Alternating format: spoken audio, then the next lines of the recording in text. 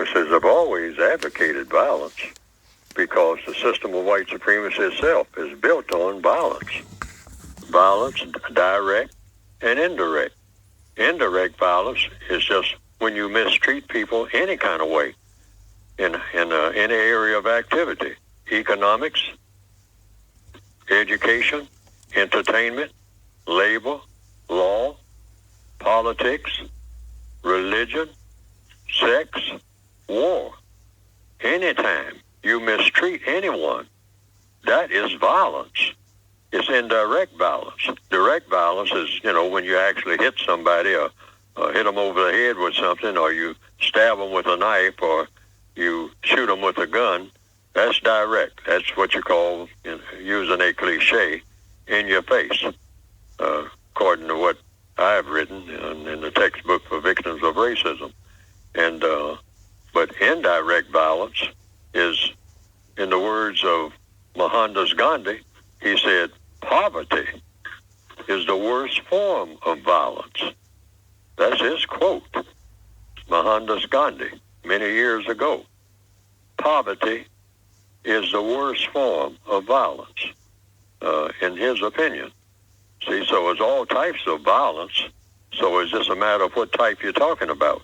Now, when you're talking about all these shootings that are going on, what I have written, and I say it's based on logic, because everything I write or say publicly is supposed to be based on logic. I try to think it out and whatnot. And because I say everybody's supposed to be on board with a thing called logic, because logic came with the universe. Logic is about cause and effect. So, what is the best way to approach this thing about people shooting people anywhere, whether it's in or killing somebody anywhere, whether it's on the streets of New York or somewhere in the forest in Rwanda or the Congo or in Venezuela, wherever people do it, Portland, Oregon, whatever. The first thing you do is codify everything, and that should be a standard, in particular among black people in the Northwestern Hemisphere. The standard should be that, and this is from my viewpoint, it could be incorrect, but this is it. Very simple. Anytime anybody kills anybody else, one person killing another, at that very moment that is done, everybody in the world should know two things: who did the killing and why it was done. That's just for openness, and that should be non-contestable. I mean, all this thing about no snitching and all like that, that is pure nonsense. It's not logical, and it shouldn't be anything that any black person anywhere on the planet should be on board with. Anytime anybody kills anybody, any person kills any other person, everybody in the known universe should know two things: who did it and why it was done. And then you start from there. But get that straight first. Those two things, you got to have them. And everybody should be on board with that. I don't care who it is. And those who are not on board shouldn't be on board with anything, because they are not entitled to any kind of protection or any cooperation from anybody or any nurturing of anybody. Their own grandmothers should be against them as far as giving them any help in doing anything if they're not on board with that. Anytime anybody kills anybody, and that's under what I have in my book, stand by your work. If you think that your work calls for you to kill someone, you need to stand by your work on one major count, two major counts rather. You killed them. Nobody else did it. Don't have anybody taking credit for your work. This is your work. So you say to the whole world, yes, I did it. And then be willing to tell why.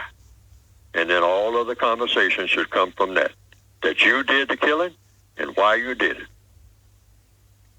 And that should apply to everybody in a uniform, everybody who's out here carrying a gun, every drug dealer, everybody.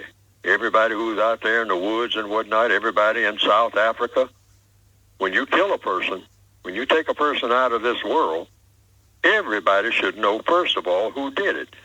Don't kill somebody and make it look like somebody else has done it.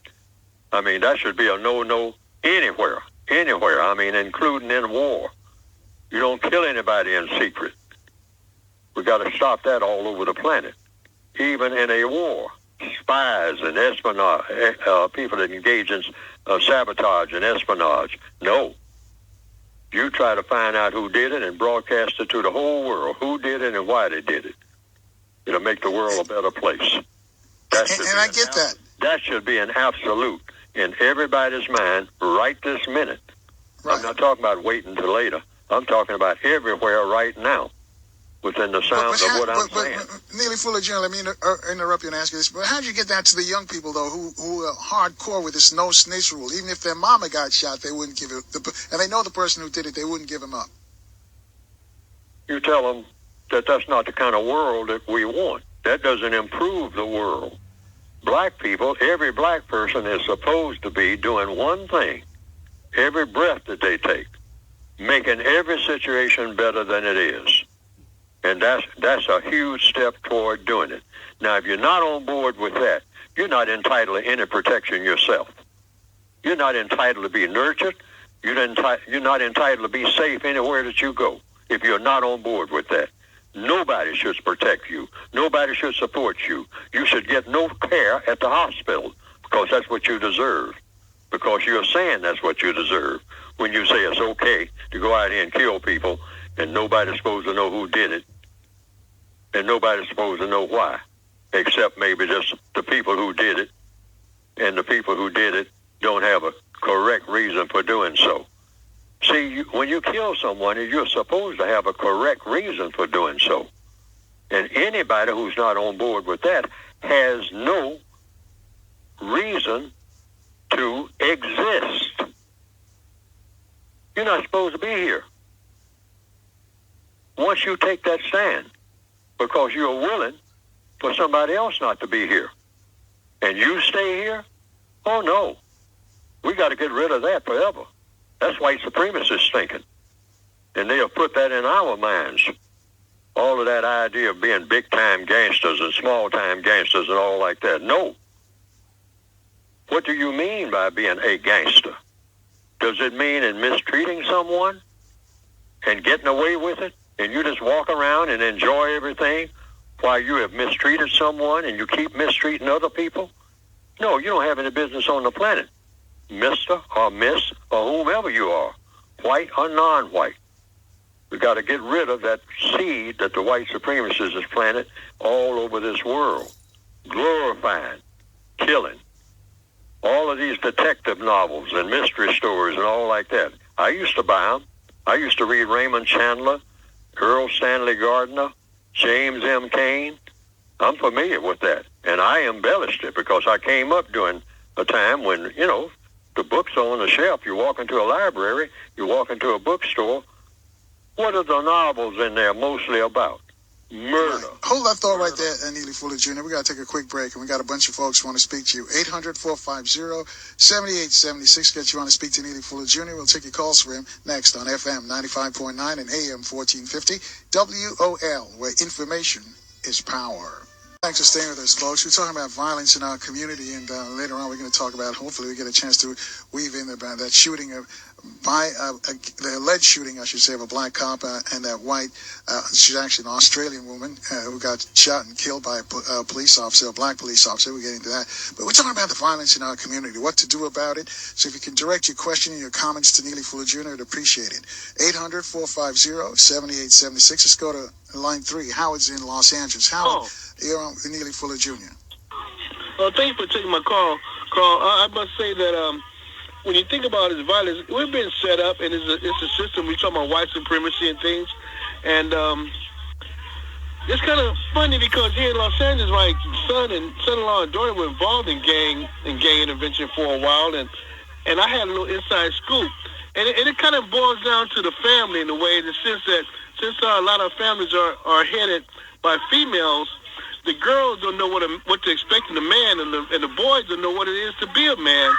And there was some incidents here in Los Angeles where girls started like a gang war, and that has a lot to do with it. I think that we need the men, black men, had to start staying in homes, and black women got to start having these babies by anybody that's a man. That's a moral issue to me. That we gotta be more careful who have these babies by. And I think the first time I talked to Chairman Fred, he was talking about how they dumped a bunch of guns in the train in the neighborhood of Chicago, and I came up and said, they did here, same thing here in Los Angeles on Alameda, and the brother from Miami said, yeah, they did that too. So we're being systematically programmed to kill each other. I remember when I was going to City College, they showed a demonstration where they had two mice or rats in a cage, and they just applied a little electricity to them, and it increased the voltage up more and more. Before you know it, they were going off in each other. And I think that's what's going on with us. All right, I tell you what, let's give Neely Fuller a chance to respond to what you said. Thank you, Howard. Neely Fuller Jr., first he says the breakdown of the black family, and he says we're being programmed to hate each other. Your thoughts? Yes, that's correct. So much so that there's no such thing as a black family, according to what I've written. And what I've written is supposed to be based on truth and logic. It's either true or false. There's no such thing as a black family in the system of white supremacy. That's a contradiction. We are prisoners of war. Prisoners of war are not families. They're just prisoners of war. This war has never stopped.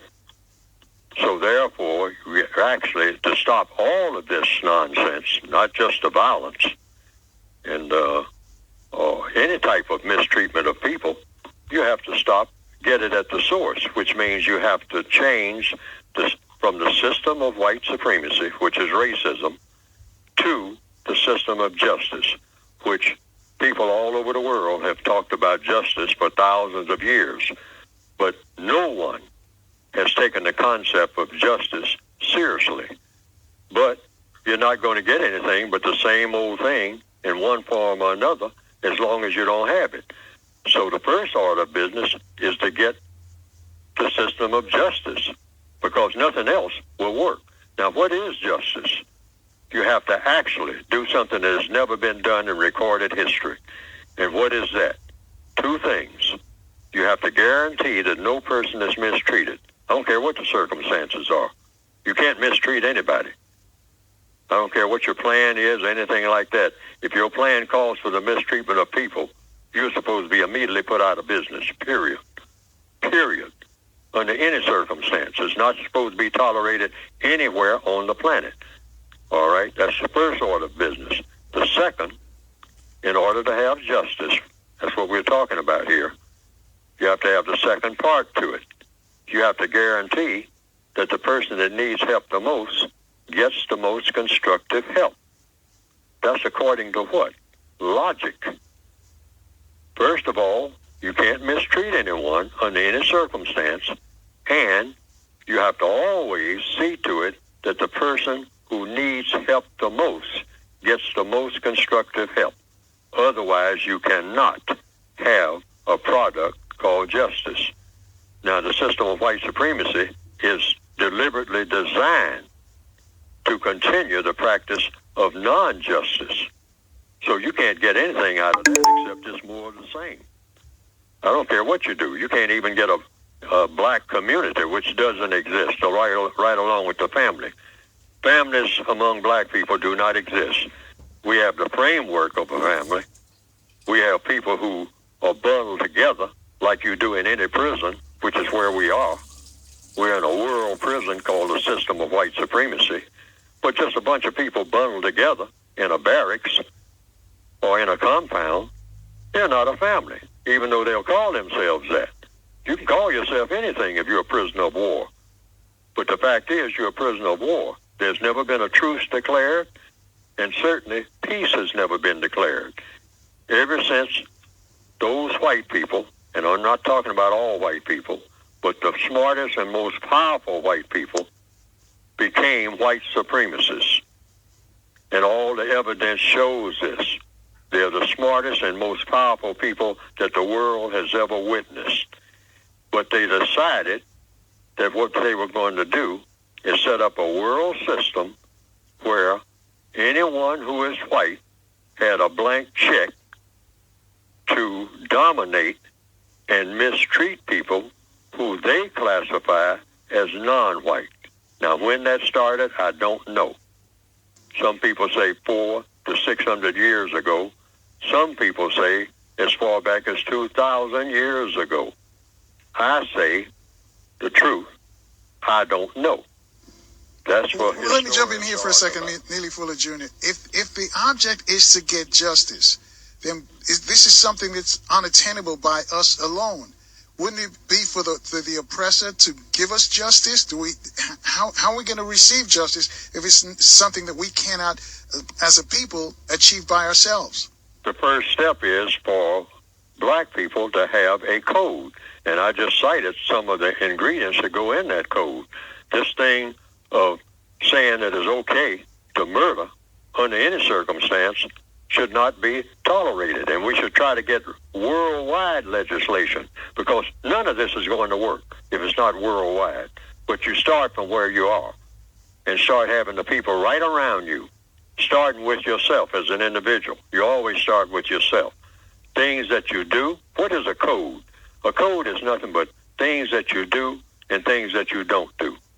Things that you try to do and things that you don't make any attempt to do. That's all a code is.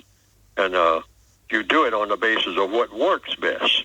See, so it's a trial and error thing, like everything is. Like all science is trial and error. That's what the white supremacists did when they set up the system of white supremacy.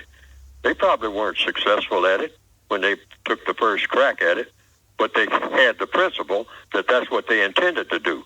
Set up a world government based on mistreating people based on color. That's all it is, a very simple formula. Then they came up with a code for doing so. And it turned out to be the most successful political and religion that the world has ever seen. There's no religion stronger than the religion of white supremacy. Now, you have to have something just as powerful, but you have to be systematic in doing it, because racism is systematic. It's not personal, it's business. You just set up like setting up any other business. And most businesses fail, you know, a carpenter business or something like that, or a grocery store business. The statistics show that most people who go into business fail, all right? But what beats failure? You keep trying. So your grocery store didn't work now. You tried it on this side of town. Well, you pull up stakes and you go to another side of town. Or you change towns. Or you go across the ocean. And then you try the same thing. And then if you try it everywhere and it doesn't work anywhere, then you examine the grocery business. Say, maybe that shouldn't be the business that you should be in. Okay? Because as long as somebody has a grocery store, it means you might can have one. Because it means somebody has one. You see an example. All right? So you find out what they're doing and what they're not doing. Okay? And then you do the same thing and pick a place to do it. And it's the same way with setting up any type of world government. The white supremacists understand this because they're the most scientific people that the world has ever seen.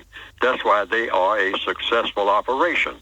And that's why you have to have black radio and black television and whatnot. This is just a reaction to the existence of white supremacy. There wouldn't be any such thing as a historical black college if it wasn't for racism.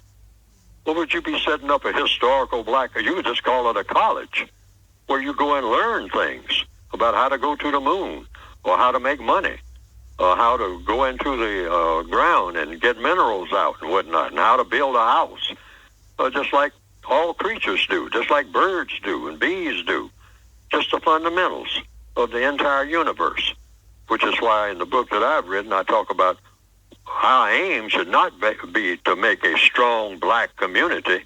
Our aim should be to make the entire world the way it should have been in the first place.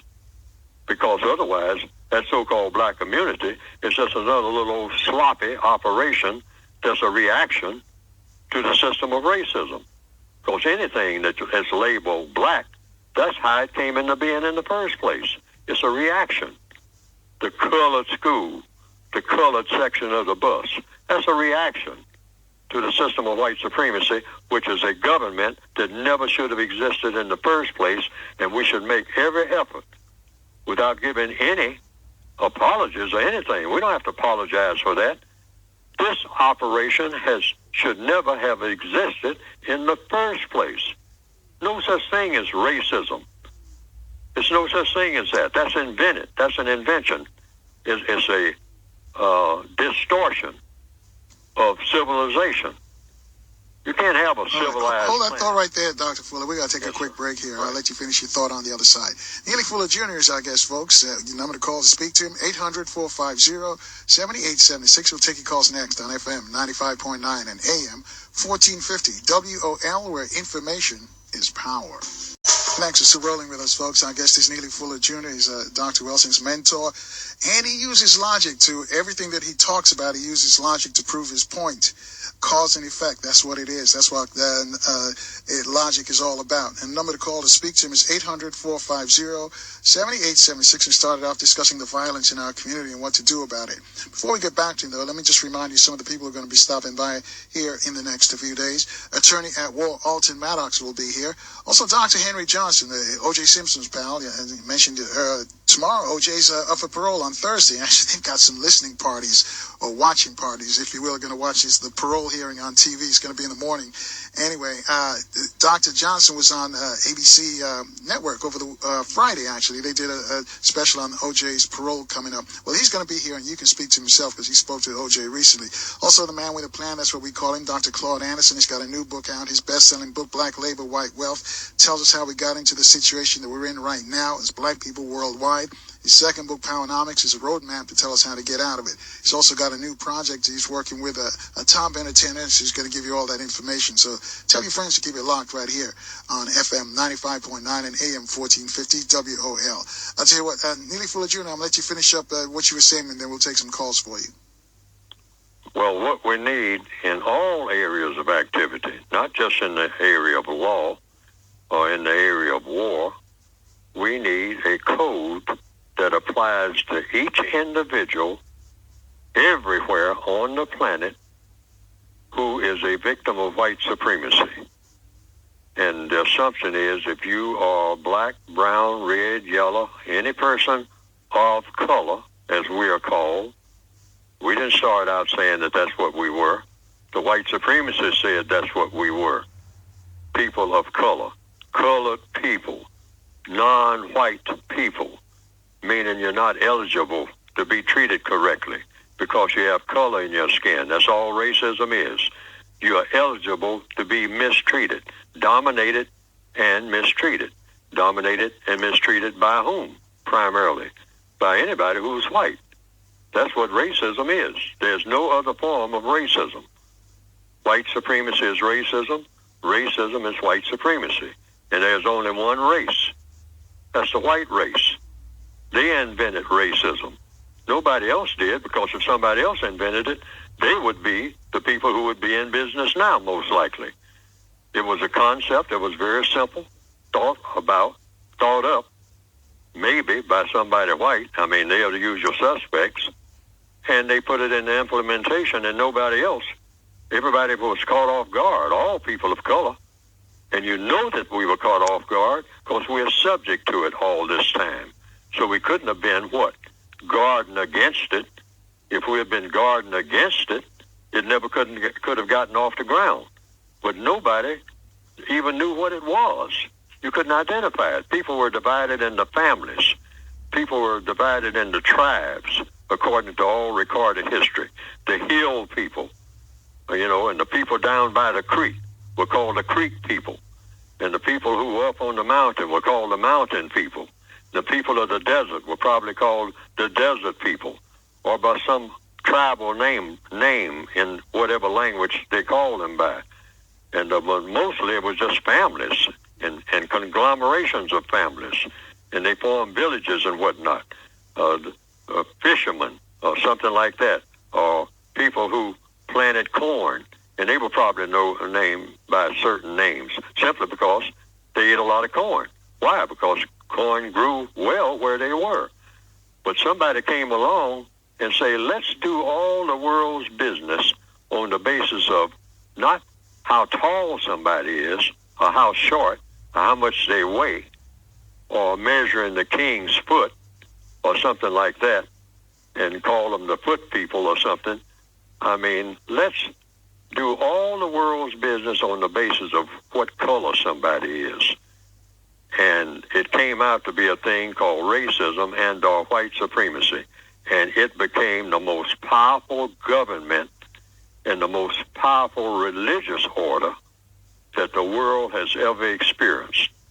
No people that practice any religion are more powerful than the people who practice the religion of white supremacy in 2017. And all of the evidence shows it. I always say it's a part of the code that I have written.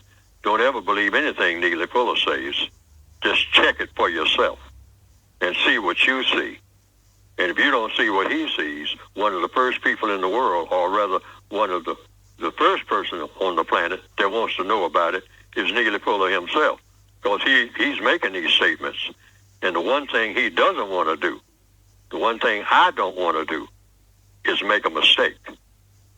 Because the white supremacists will find your mistake real quick in this computerized era.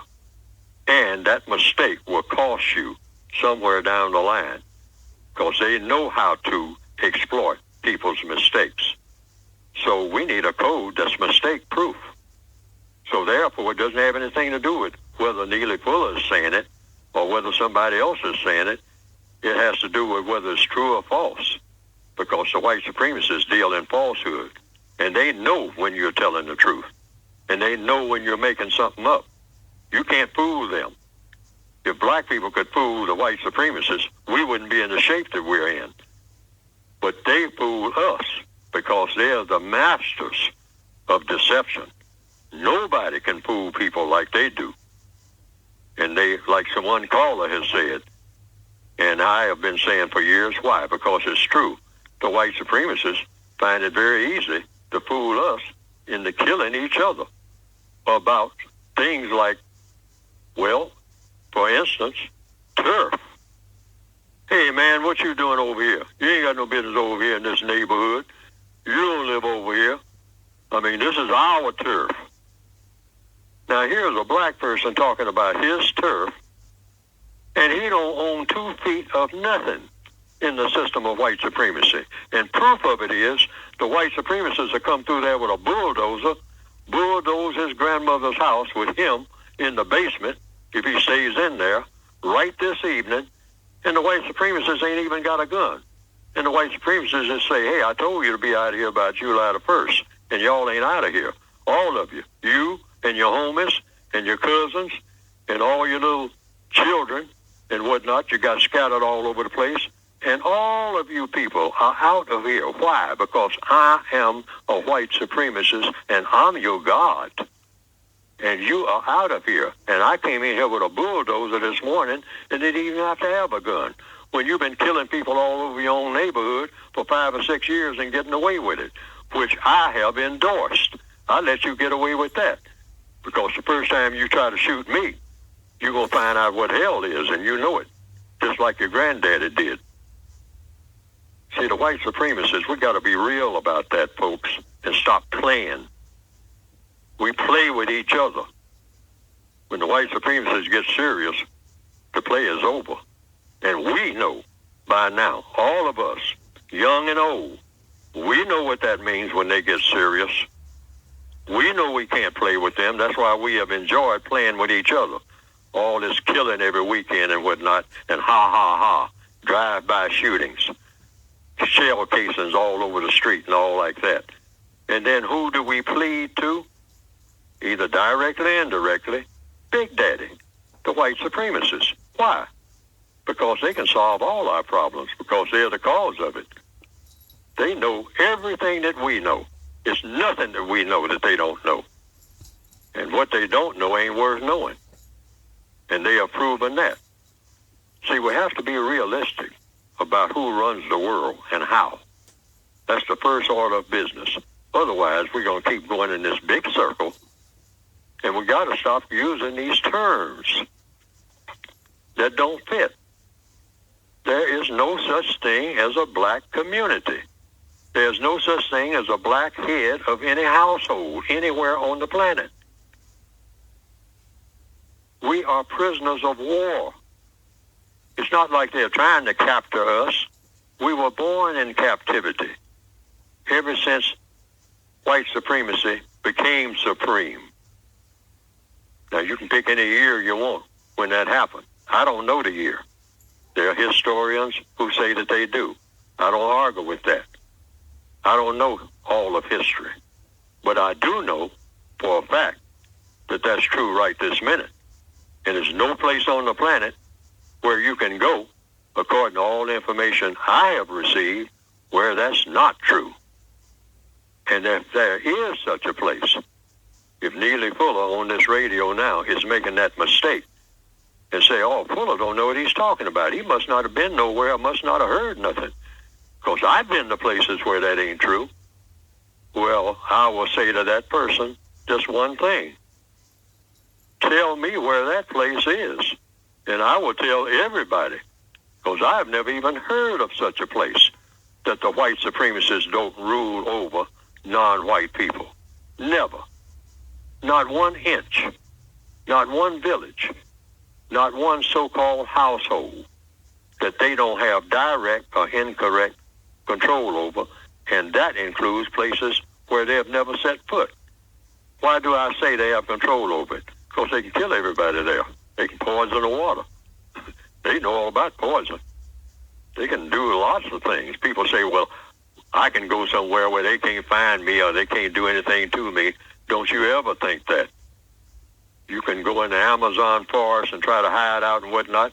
You just come in there and just say, hey, I got some agents of some type, Agent Orange or Agent Blue or Agent Purple or whatever. I got all kind of little stuff that I can throw around and where you say you're going to be. And you won't be able to stay there. And if you do, you'll be a corpse. If I want you to be. Welcome to God. All right, folks, keep listening. 800-450-7876 to our guest, Neely Fuller Jr. And I mentioned you've got to listen very keenly because, as I mentioned earlier, he uses logic, cause and effect. And it's for some people who've done logic in college, you understand and can grasp it. But for some folks, it's going to take a while for you to really understand what he's saying. He's got a book. It's titled The Code. That's a short name. It's got a real long name. I'll let him give that information before he leaves. But let's take some calls for Neely Fuller Jr. at 800-450-7876. Frank is calling from the district. Frank's on line 2. Frank, you're on with Neely Fuller Jr. Yes, sir. This is Brother Frank Malone. I run the 100 Fathers Incorporated, and I'm a part of the National Fatherhood Movement. You put this, I want to give a lot of kudos to your guest. I don't agree with everything, because the mind of an individual can be free from a lot of things, regardless of what's going on around the environment. Let's talk about violence. Let's talk about how do we stop the violence. Let's define what it is.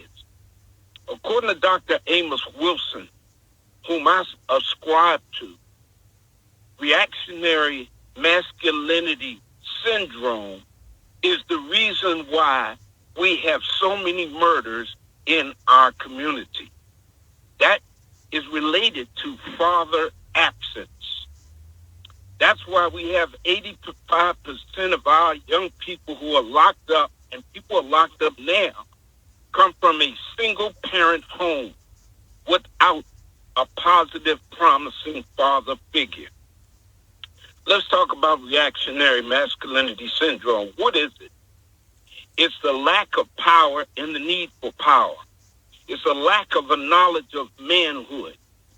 It's a lack of respect for yourself and your community. It's a lack of... Hang on a second, Frank. We got to take a quick break here.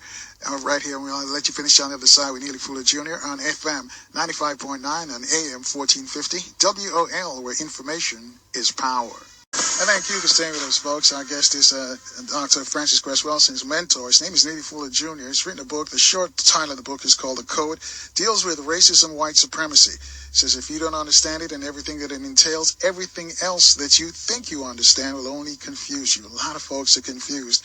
I think once you get the gist of what he's trying to say, you'll really understand how racism, white supremacy works. It works. It's systemic. It's like a matrix. If you're doing something and it satisfies the oppressor, then you're caught up in the matrix of racism, white supremacy. Anything that you do and somehow the oppressor benefits from it, you're caught up in the system of racism and white supremacy. But you've got to listen very keenly because he uses logic, cause and effect. Those of you who've taken logic, or those of you who've been to law school or have taken some courses in college, you understand what I'm talking about. It takes a while. You know, if you hear it for the first time, it's kind of wow. It's kind of some folks it's deep, some folks it's disjointed. But again, listen very keenly and you'll catch on. And once you get it, you know, and the light bulb goes off, then you really understand what's at work. But anyway, let's go back out to the district. Frank's on line 2. So, Frank, can you wrap up your question or your comment for Neely Fuller Jr.? Well, yeah, first of all, I want you to know of course, you have a very powerful guest on board. And I appreciate the work that you're doing for the black community. But sometimes an intellectual does not lead the movement. Sometimes if people who have a different lock on how to make a change in our community, and I'm saying that one of those locks, as a master trainer for fathers from across the country, you know, black fathers are now some of the most powerful forces in the family now. The ADA, the Pew Report say that black fathers are some of the most powerful fathers in the world. Now, that takes nothing away from racial discrimination. But you can't go to war, fighting a war that you think you're going to lose. I want to say that. And let me finish. Reactionary masculinity syndrome, it's a logical progression. If you take the father out of the family, that's what's going to happen to the children. The end of it is racial discrimination. That is the pipeline to prison. And that's what we're turning around. We're training young men, getting their minds together so that they can make something out of what they have, being a responsible, progressive, promising father and man in his community. So I'm saying in order to understand why the violence, you have to understand what the causes are. So I don't disagree totally, but I'm saying that you got to have an understanding. If you're going to operate on something, you got to know what the diagnosis is. All right. Thank you, Frank. And I'll give Neely Fuller Jr. a chance to respond to what you just said. I thank you for your call. Mr. Fuller? My response to what was said was what was said. That's what I mean by a code. The code requires me, whenever presumably a non-white person says anything about race, racism, or counter-racism, I am duty-bound, according to the code, the portion of the code that I have written, to say one thing, and that is he or she said what he or she said. Now, that's a logical response. Why? It keeps me from getting into conflict with other non-white people, and because conflict between non-white people goes nowhere. It doesn't solve problems. That has been proven over and over again. All we do is shout at each other and all like that, agree or disagree, and nothing gets done. So this is to shut this down right out of the gate so it doesn't even get started. I am not allowed to say anything about a statement that a non-white person makes about race, racism, or counter-racism, according to what? Counter-racist science. And why would I have that? It's because it doesn't produce anything to get into a disagreement of any kind with another fellow prisoner. So everything that a fellow prisoner says about his or her prisonership, his or her being a prison, or about black people in general being victims of racism. Anything that they say about race, racism, or counter-racism comes under what I've called in the textbook for victims the VGQ factor.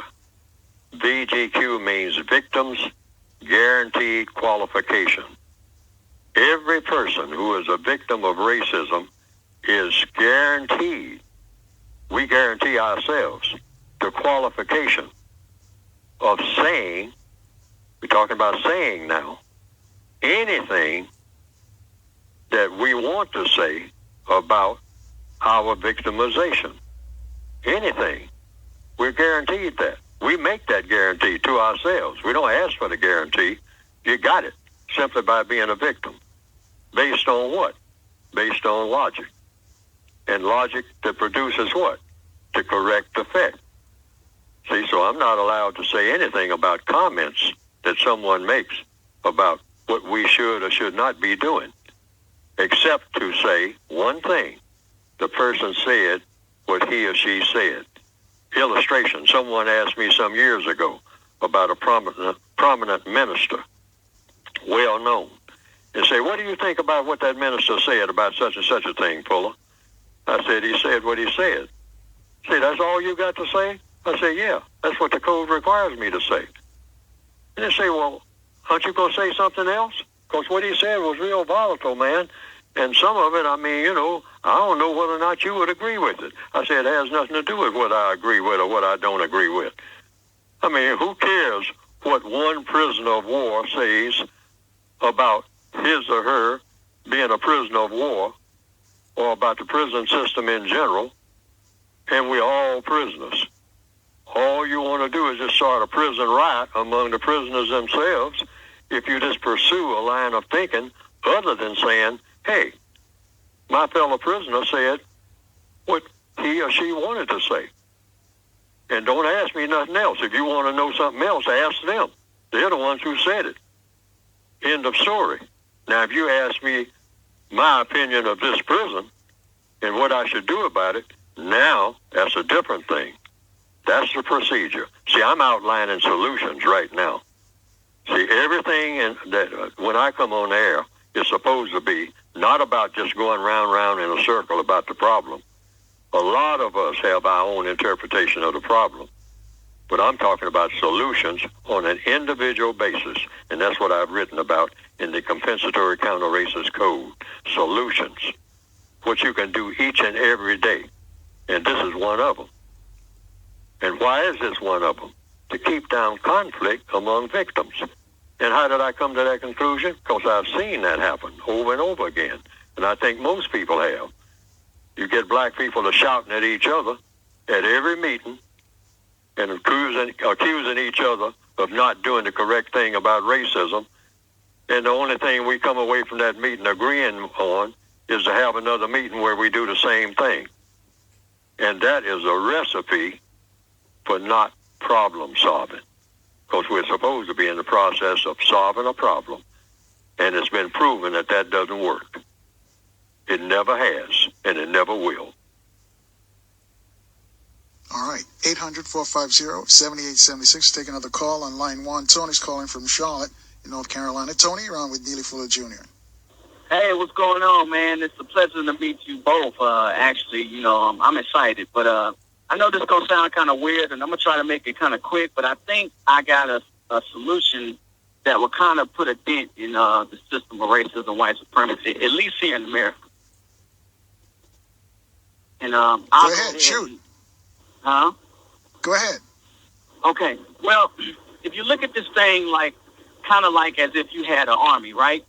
And this army is kind of, you know, causing major problems on the globe, okay?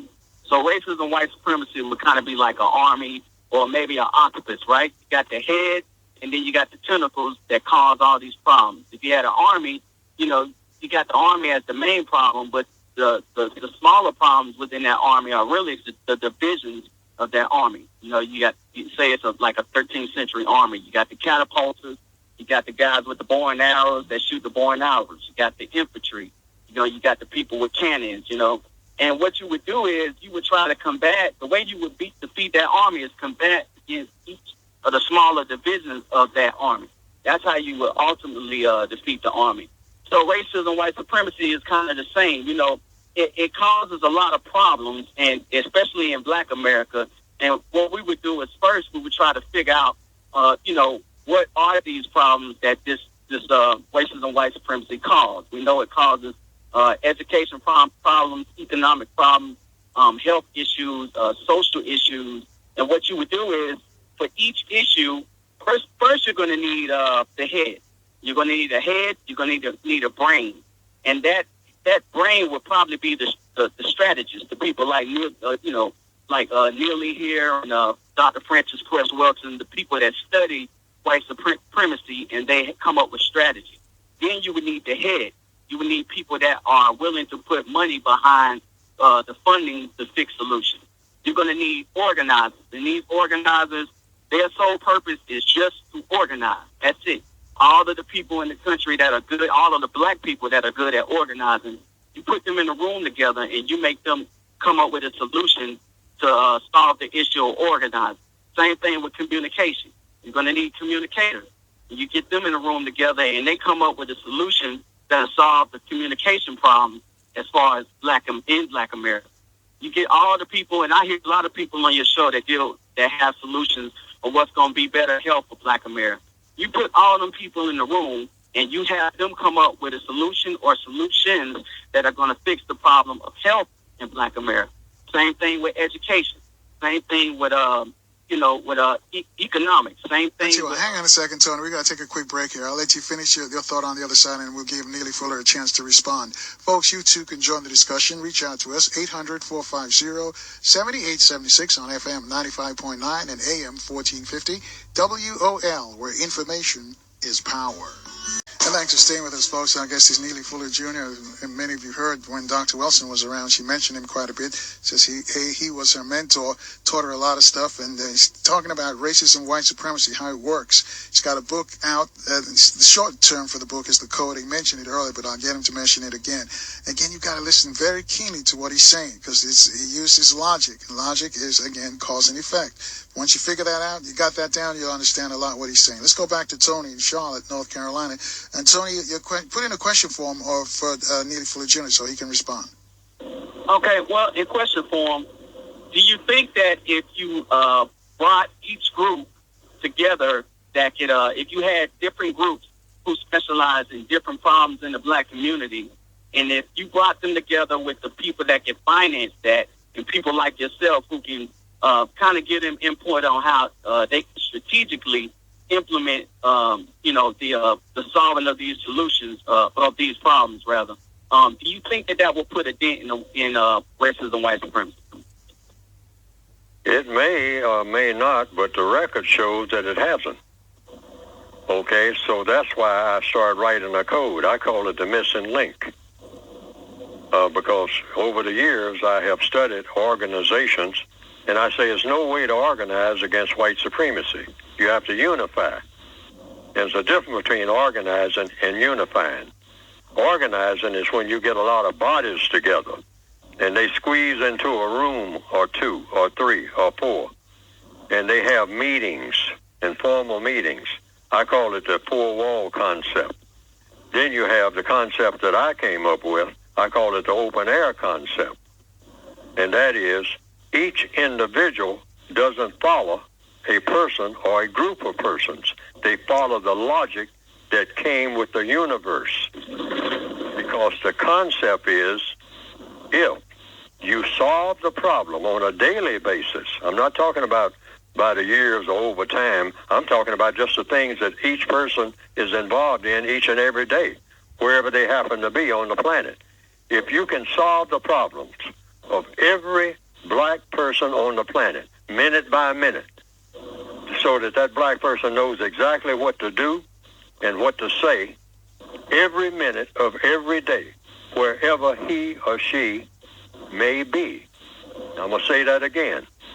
Each and every black person has a code of what to do and what not to do, of what to say and what not to say, each and every minute of each and every day, wherever he or she may be. If you can come up with a code for each and every person, something that will work, that will get the best result, out of that one person. And you do this by having each and every person follow a code that's always successful each and every minute of each and every day in everything that they do and say. Then you have solved the problems of all people. So the leadership should not be ever in the form of a person for a very logical reason. People die. Then what? And you've seen that happen over and over again. And then you have confusion. Then you have people arguing about the person that died and what they meant and what they didn't mean. You've seen that happen over and over again.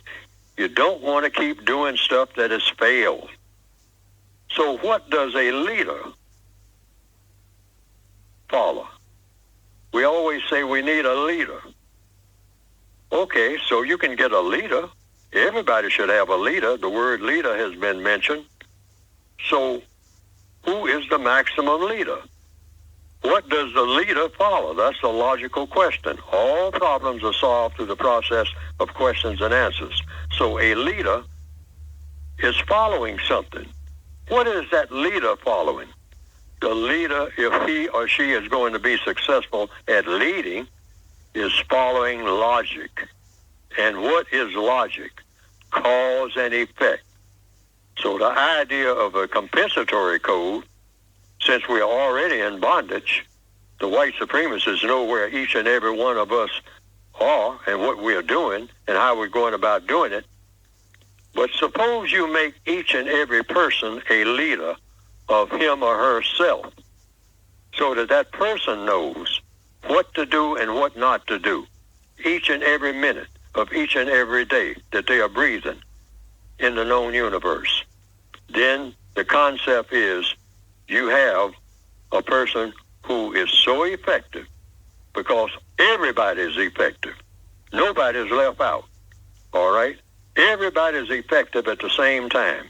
Everybody is doing the correct thing that's bringing about the correct result, wherever he or she happen to be on the entire planet. Every black person, vision that in your mind, because that's what I have envisioned. Because that black person is not following a person. People come and go. But logic stays here. 1 and 1 is 2, even on the moon, regardless of what anybody feels about it. That's what we haven't tapped into. That's the missing link. We need a code based on logic that will make every person immediately successful in anything that he or she starts out to do that is of constructive value. That's codification. That's the missing link. I say that that's the only thing that will work because everything else has been tried. All right. Thank you for your call. Let me ask you this. Let me turn your attention to the shooting, the police shooting in, I think it's in the Midwest. This time it's a black police officer who allegedly killed a white person. And instead of going into the background of the victim, like they usually did, whether it be Mike Brown, Eric Garner, any of those people from our race who got killed, they immediately go and delve into their background and find out, well, where they're on drugs, where they, what they did and who their families. Nobody knows the background of this lady. I'm not saying that what happened was right, that the police officer did was right, but immediately they went into the background of the black police officer. So I'm just wondering here, and somebody pointed out in Louisiana, there were 2 black police officers accused. One got convicted of killing a white person. It doesn't happen all the time, but it seems like the justice is sort of different for our black cops than it is for the white cops. Trayvon Martin, man, we found out he got suspended from school, he was smoking weed and all this. They try to paint that picture of that person is being so, the life of that person is less valuable. And I see them doing sort of this with a police officer out there, the black police officer. He's a Somali American, and so he right away you take some points off him.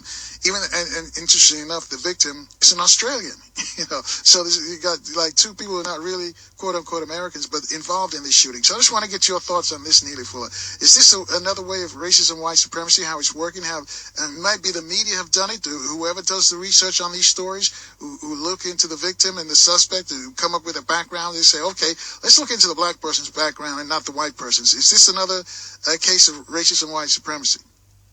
Everything that involves a white person with a non-white person that happens anywhere on the planet, any time of day or night, everything without exception that happens is a result, directly, indirectly, if it happens and it shouldn't happen, it's a result of the system of white supremacy. Why? It's the only system on the planet. It's the only system of government on the planet. There's no other system of government on the planet. So the white supremacists, either directly or indirectly, are to blame for anything that happens in a prison system when they are the prison masters. See, we have to get our words straight in our minds. We don't have to do last-minute thinking. We have a code that says things that are rigid, and you don't deviate from the code. The code says that the white supremacists are the prison masters of the entire planet, of everybody who has color. So anything that happens in the prison system, the warden, you might say, which are the white supremacists, are to blame. Just like on a ship. The captain of the ship, if something happens on the ship that shouldn't happen, regardless of what it is, who's to blame? Always. Anybody who's ever been in any Navy will tell you, it's always the captain. Why? Because the captain is the captain. That's why. You say, well, the captain didn't tell the sailors to get drunk. Well, then the question is, did the sailors get drunk? Say, yeah, the sailors came on board the ship and they were all drunk. You say, well, now, who's to blame for the sailors being drunk? Well, I don't know. I guess the sailors, because they're the ones that's drunk, and so the captain ought to do something. Yeah, the captain. You got that correct. The captain is to blame for those sailors being drunk. All right? No exceptions, period. Don't care what the sailors were doing. And it's the same way with the black people on this planet. The white supremacists are to blame for anything that black people do that shouldn't be done. Now, that doesn't say the black people should do it. Black people should be doing everything that's correct. And we're doing very little that's correct. On account of what? The white supremacists don't want us to do anything that's correct. Okay? So let's get to this thing about the police shooting, because we're talking about solutions. Now, it's happened over and over and over again. Let's examine that. See, because if you're going to have a solution to a problem, codification is about coming up with a solution and coming up with it right quick. Not keep going over the same old stuff over and over again about, well, this and well, that, and let's get some more balloons and put them on the fence again and burn some candles again and have a hugging session in front of the funeral home again. Enough of that nonsense. All right, hold that thought right there, Neely Fuller. We got to take a quick break. I'll let you finish your story on the other side. Folks, you got to listen very keenly to what he's saying. He uses logic, cause and effect. Reach out to us, 800-450-7876. We'll take your calls next on FM 95.9 and AM 1450, WOL, where information is power. And thanks for rolling with us, folks. 800-450-7876. Our guest is Neely Fuller Jr. Some of you may recall Dr. Wilson mentioned him quite a bit as being her mentor. And we're discussing racism, white supremacy. And again, you got to listen very, very keenly, because he uses logic to reinforce what he's trying to say. So we're going to go back to the shootings, the police shootings again, Neely Fuller Jr. I'll let you finish your thought. Okay, the one thing that kept coming out so far, there were no cameras. It's the first big mistake that somebody made. No cameras. Nowadays, particularly with the technology that's available, that should be an absolute.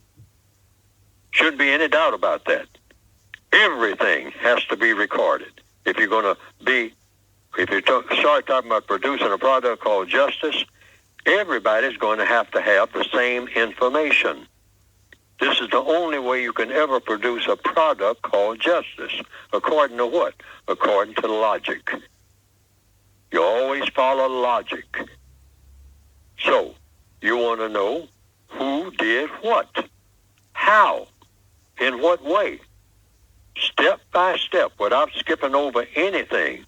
And when you don't have anything there that says exactly what happened, what everybody did and how they did it, you don't have what? Information. Cameras would help with the information. Cameras won't give you all the information, because that thing about pictures don't lie. Oh, yes, they do, depending on what you do with the pictures, or where the camera angles were and all this type of thing. You can make mistakes. The picture ain't going to lie, but you can make mistakes about what you're looking at, about your interpretation. See, so that has to be considered. But there were no cameras there.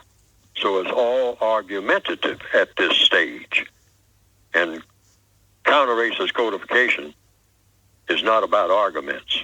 It's about not having arguments.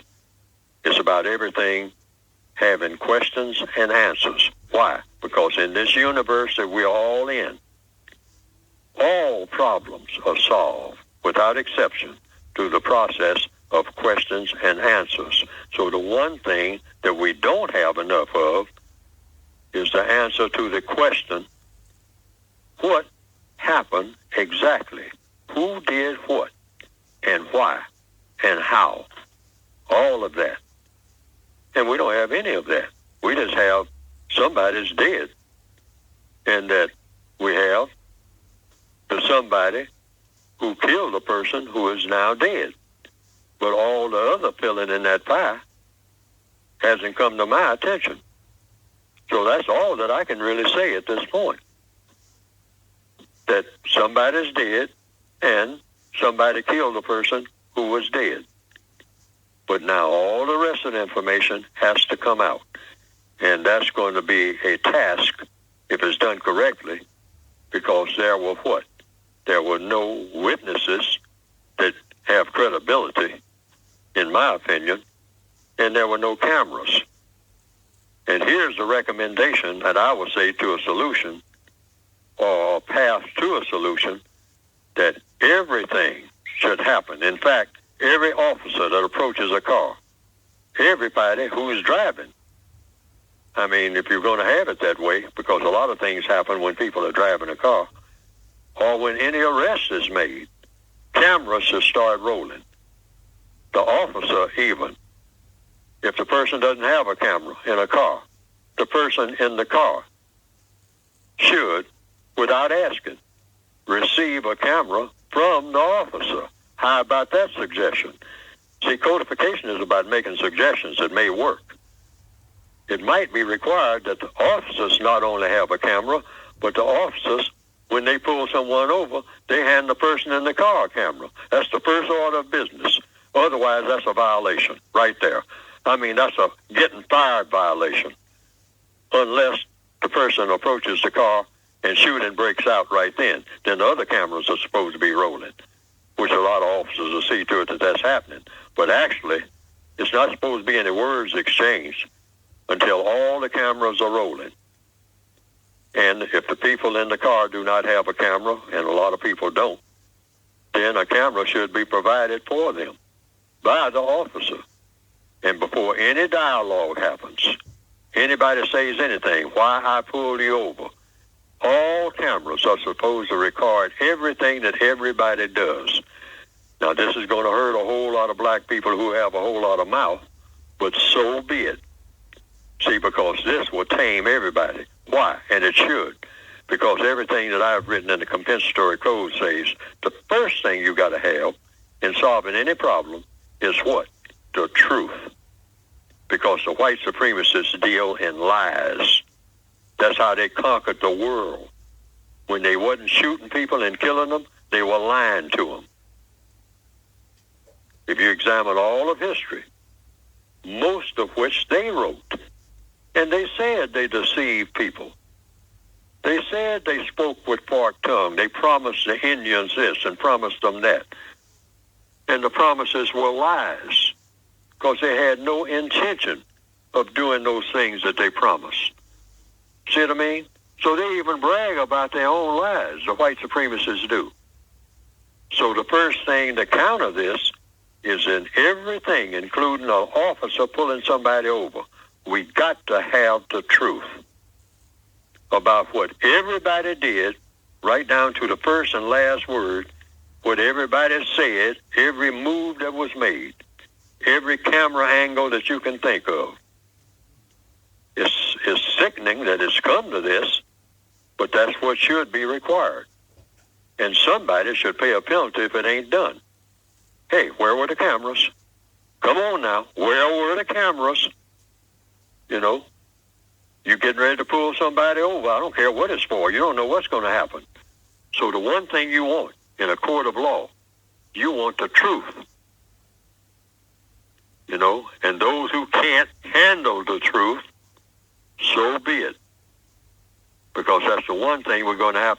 That's why I started off this program saying when anybody kills anybody, the first thing that should happen is that everybody should know two things instantly. Everybody on the planet should know who did it, who did the killing, and the second, why.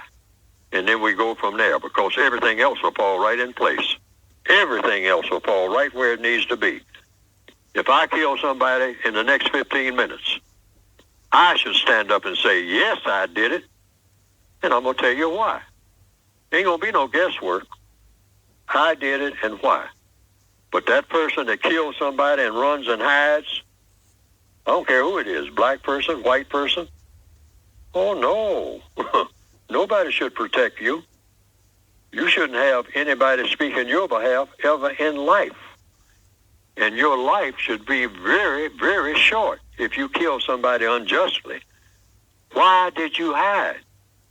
Who are you running from? You didn't run from the person that you killed willfully and deliberately.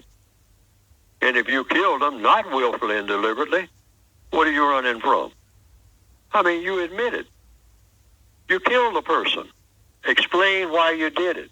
Mister, Miss, I'm going to say that over and over again until it sinks in. It ain't no other way out of this. And you don't have no regard for a person who kills somebody and try to make it look like somebody else did it. No. Can't defend that. No black person or no white person ever from this moment on should ever say any word that's in behalf of that. If you kill somebody by accident, just say so. Hey, we were hunting and, we were hunting squirrels or whatever. I mean, which I say you ain't got no business doing that, not for fun. And your gun accidentally went off and killed somebody. When I was in a military uniform on a firing range, I was using the safety code. See, here's a code that worked. I pointed my rifle up in the air, which was the code at that time on a firing range.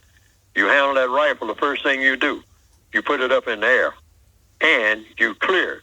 Make sure it doesn't have a bullet in it. All right? I didn't clear it. That was a violation of the firing range code. Well, I pulled the trigger. That bullet went straight up in the air. It was lucky I didn't have that rifle pointing at somebody. I would have killed somebody. And with everybody standing there watching me, I mean, all I could say is it was an accident and I'm at fault. That might be, let's get back to what we were talking about. What happened out there on that highway with that black person, with that white woman. It could have been an accident. He might have taken the gun out and, but I'm speculating now.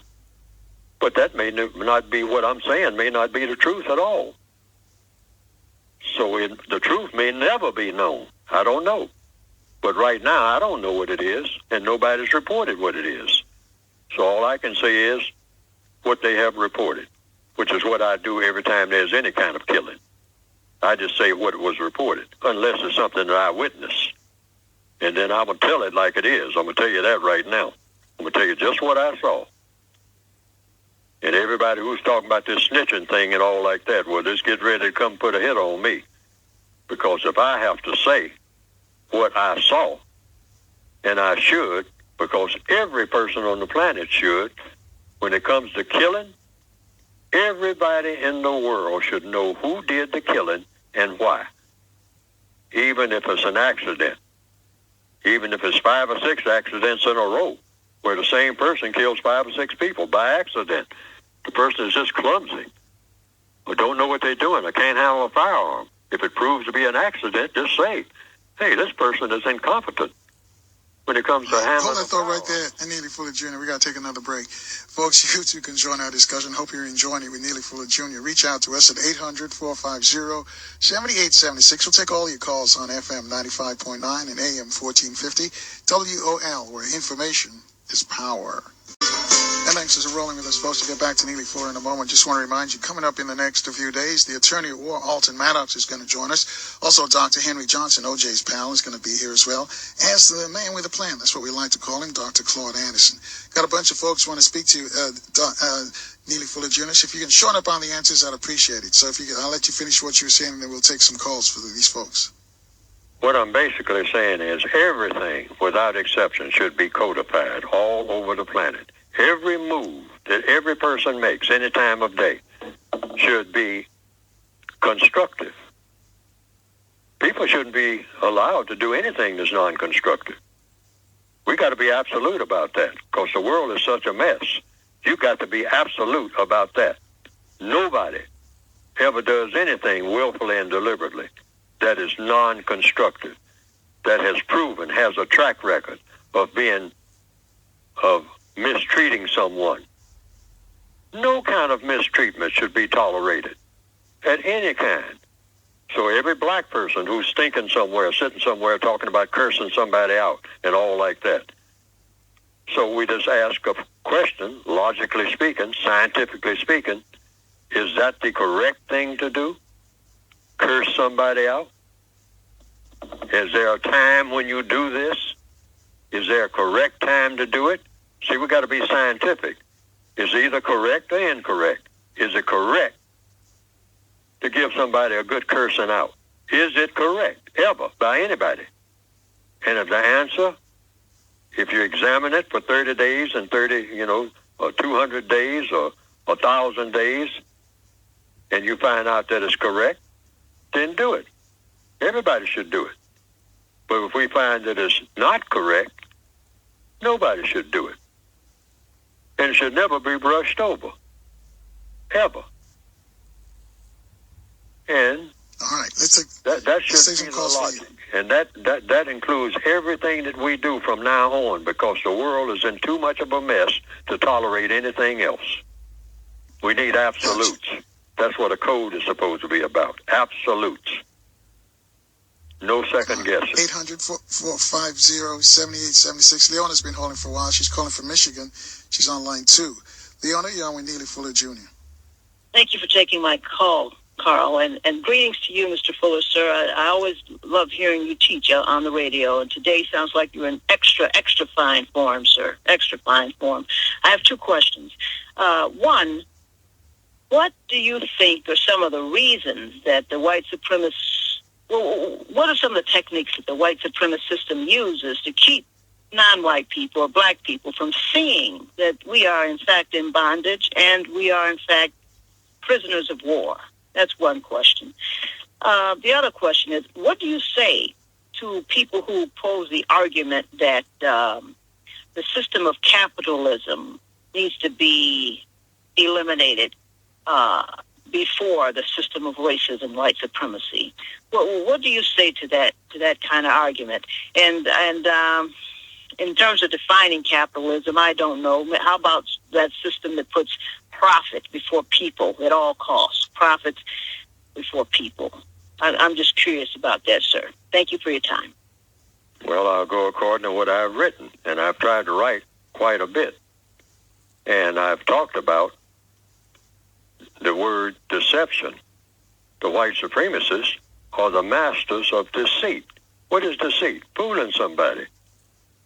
And this is why black people are the victims of deceit. Being a victim of white supremacy includes being a victim of deception. Now, what is deception for? Is to confuse the person that you're deceiving.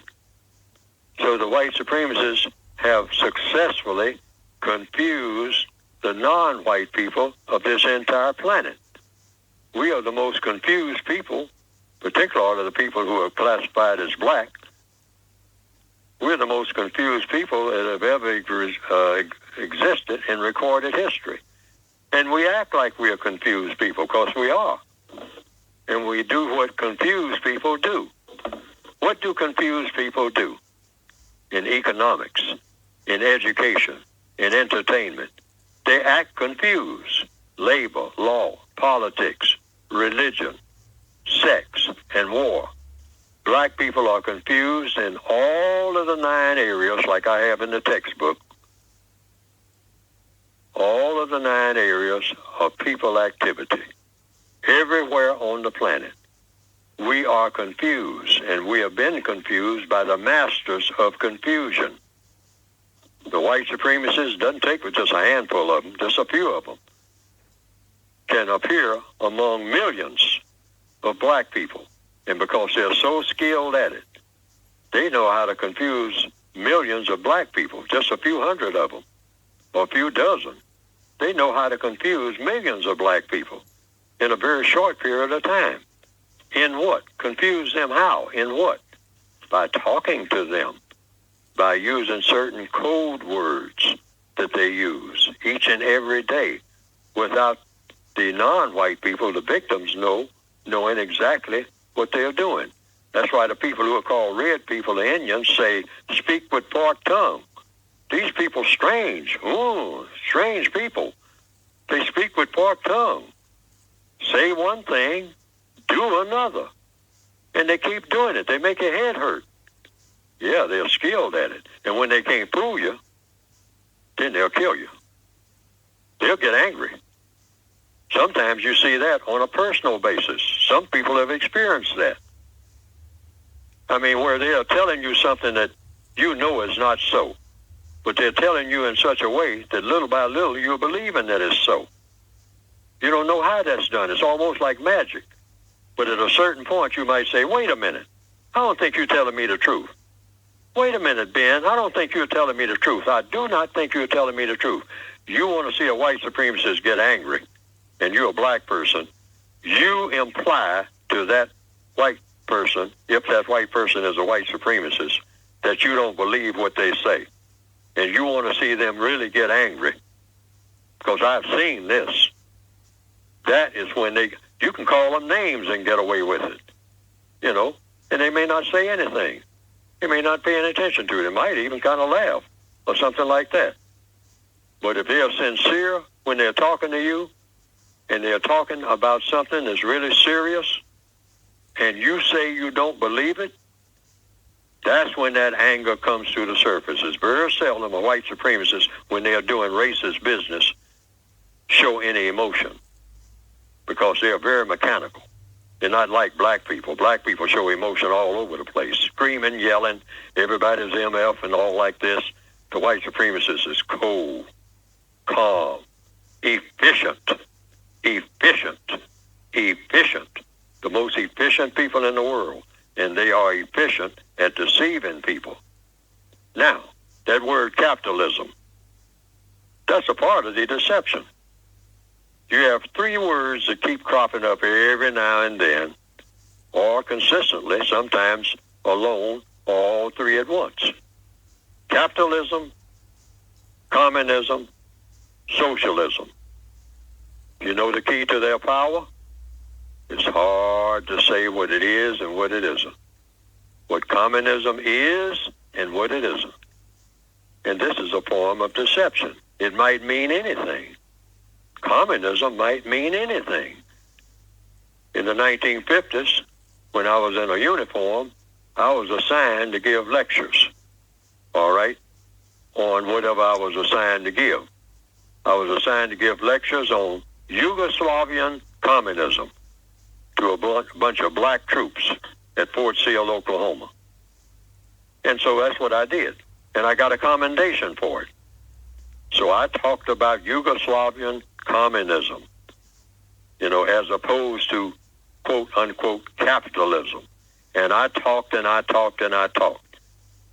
And a lieutenant back in the back of the room said, that's one of the best talks he had ever heard, and gave me a commendation for it. And to this day, I've told people, not only this day, but I've told people in days prior to this day, I have no idea of what I was talking about.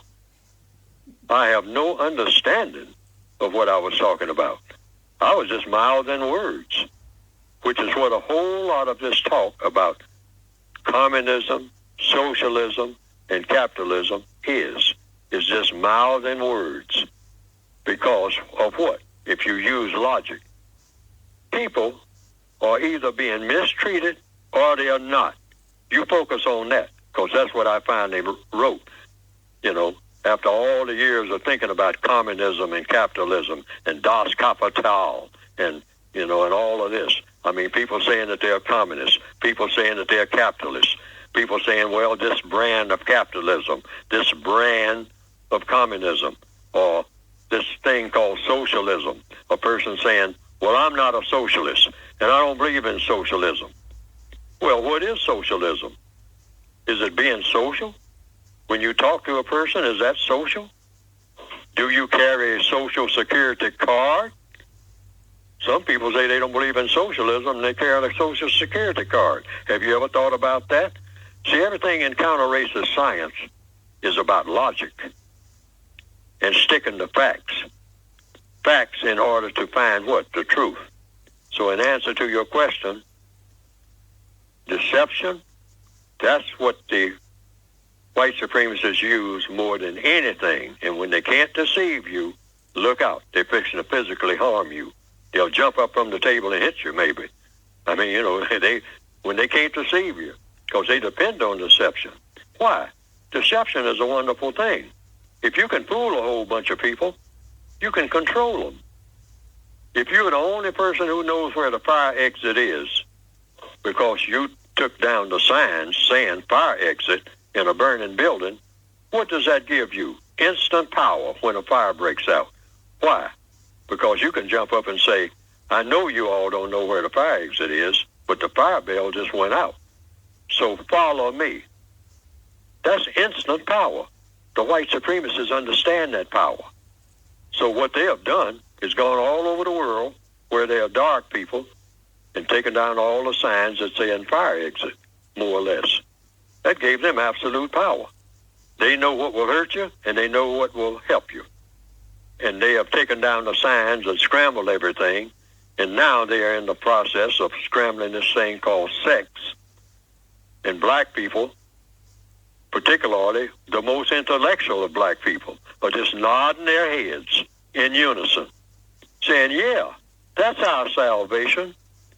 Let's have scramble sex so that you can't even identify what sex is, particularly among the non-white people of the world. And the white supremacist says, yes, and I will pay you well if you help me to make that the standard for everybody who is non-white all over the world. So say amen, all you Negroes. Right. All right. Hold that thought right there. Neely Fuller Jr., we're just about out of time. But before we go, though, tell us how we can get a copy of your book and the title of the book. You can get a copy of the basic book and the word guide. Words are very important. The word guide is just an extension of the basic book. You can get them by going to producejustice.com. That's producejustice.com. And what will come up on the screen is a brief description of the basic book, 2016 edition, the updated version of the 1984 edition, and the supplementary word guide, compensatory counter-racist codified word guide. And you can get one or both books. I recommend that you get the basic book if you just have to get one. But for those who can get two, get the word guide, get that too, because words are very important and how they are used in counter-racist science or any other science. All right, we got to run. I thank you. Interesting conversation and discussion as usual. Thank you, Neely Fuller Jr. I thank you. All right, folks, we're out of here. Stay strong, stay positive, stay in the light. See you tomorrow, 4 o'clock, right here on FM 95.9 and AM 1450. WOL, where information is power.